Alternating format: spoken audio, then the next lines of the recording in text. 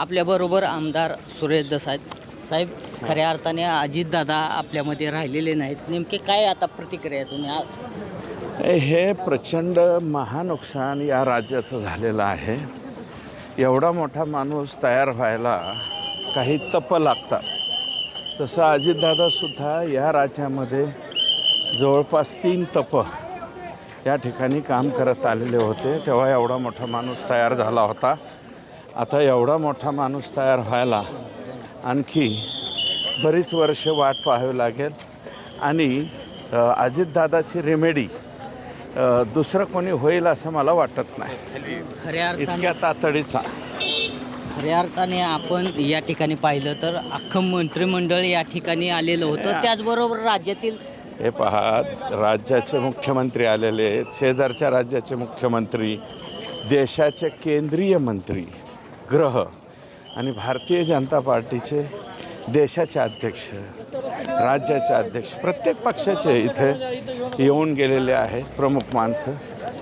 दादाचा स्वभाव असा होता की साधारणतः कोणत्याही पक्षाचा असो काही असो, परंतु जो लोकप्रतिनिधी निवडून येईल त्याला मदत करायचं, कारण त्याला लोकांनी निवडून दिलेलं असायचं आणि दिलेल्या मतदानाचं 100% काटकुसरीनं लोकांचा हा आपल्यावरचा उपकार आहे आणि तो फेडण्याचं काम आपल्याला करायचं आहे.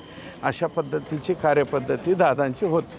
दादांचा शेवटचा काय प्रसंग तुमच्याबाबत घडलेला एखादा किस्सा काय आहे का? किस्सा अनेक किस्से आहेत. आता किस्सा सांगण्यात बसणं शक्य नाही, परंतु इतक्या हळव्या मनाचा, लहान लेकरासारख्या काळजाचा माणूस, वरून जरी किती वज्र वाटत होता, म्हणजे कडक, पण जसा कडक होता तितकाच मृदूसुद्धा होता. जीव लावणारा होता प्रत्येकाला आणि कार्यकर्त्यासाठी जीवाला जीव देणारा माणूस होता.